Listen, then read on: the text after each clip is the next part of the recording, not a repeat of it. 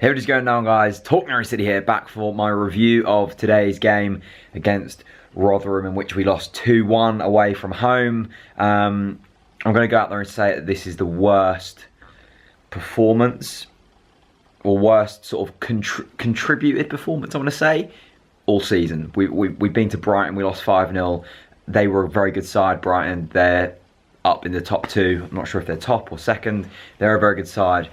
Not to say that we should lose 5-0, but they're a good side. We were poor on that day. We've seen some pretty shocking performances this season, but today, all round, was the worst I've ever seen. Tactically, it was poor. The players should hang their heads in shame for what we saw today.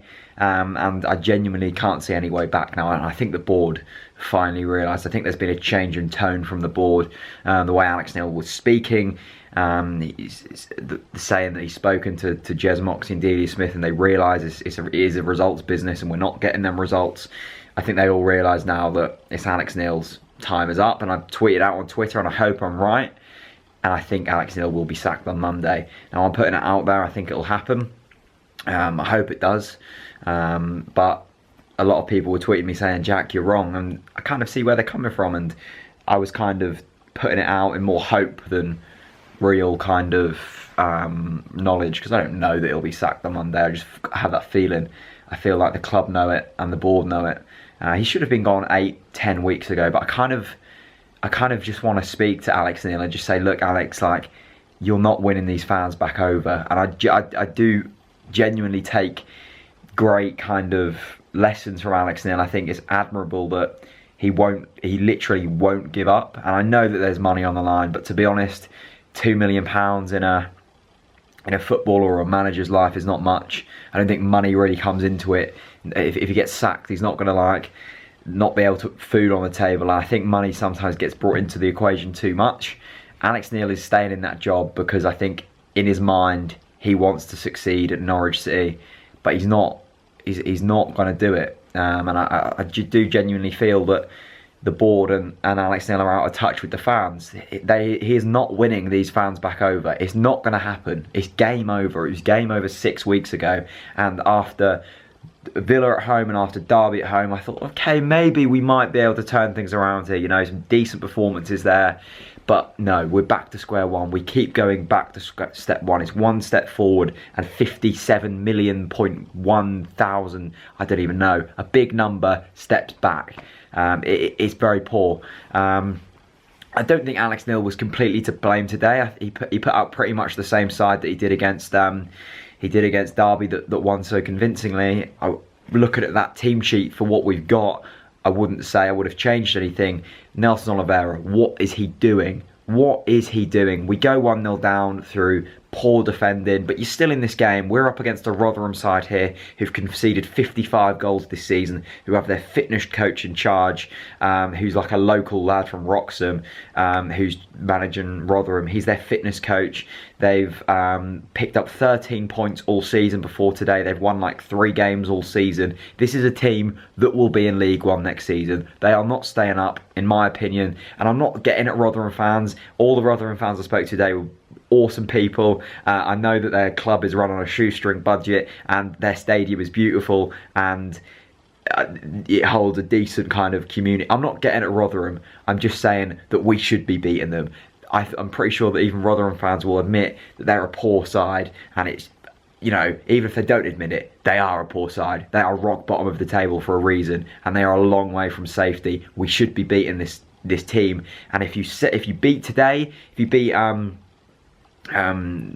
Rotherham today, you've then got Birmingham at home, Wolves at home, you've got Ipswich, you've got a few games coming up against like lower mid-table sides that you should really be winning, and then that is the form that you start putting together to go and get in the playoffs. But now we lose today, we're straight back to square one. We've got a tough trip away to Southampton on Wednesday, and I can't see us coming back from here. And I said this after Brighton away, Leeds away, Leeds at home, Preston at home. So many games this season where it's so obvious that we're not coming back from this, and we've kind of been lured into a false sense of security when we've beaten Derby and we've beaten Aston Villa, that we could get back into it, but it's not happening. Delia, Jez Moxey, Ed Balls, they need to get in touch with the fans. And I know we're not managers, we're not FA licensed managers, but we know the feeling around the club better than any person can tell us. We're the people who've been around this club for ages. We're the people that speak to fans day in, day out. It is our lives, and we know what's going on. Alex Neil isn't winning anyone back. He's not going to get in the playoffs at this moment in time. It's going to be very tough for any manager to get in the playoffs at this moment in time. There is fundamental problems at this football club. For example, why have we sent out Harry Toffolo back out on loan when we don't have a left back? Is Neil Adams still in charge of the loan recruitment thing? Was he sacked and put in that role because we kind of felt sorry for him and we wanted to give him a little cushy job? What is he doing there? Is he doing anything beneficial at all? Has any loan deals worked well over the past 2 seasons? Not that I can really think of. Maybe Jacob Murphy, maybe Josh Murphy. Not too well. Why is Harry Toffolo out there? We don't have a left back. Did our left back today cost us goals? Yes, he did. These are problems. These are little problems that all come together to make very big problems. And they are the big problems that we're facing at the moment. Recruitment's wrong. Scouting's wrong. Management's wrong. Board is wrong. Lots of things are wrong. And on kind of the top, they look very small. But then when they start to build, they're very big. And we have very big problems at Norwich City at the moment. We're a mid-table, average team. And it's tough to say that. But at this moment in time, we are a mid-table team that stinks of mediocrity. And that will not change until things start to change at the club. I'm not going to get angry. I'm very chilled. I've had a good day today with my mates. I'm past the anger stage. I'm just saying, Norwich City, if you want things to progress, things need to change. If you don't want things to progress, if you just want to bring some money out of the club, put it in your back pocket, cool, keep it the same. But you've got to lose fans, and you've got to lose the legacy that this club so well has built up. You will lose the 7-year plan that Dave McNally put into place so well. You will lose the success of Wembley, the Paul Lambert days. That will be gone. The fans will go. Simple as that. You don't have to listen, but I'd recommend you probably do. Thanks very much for watching. Appreciate the support as always. Go and check out my matchday experience. Have a good evening and see you later. Peace out.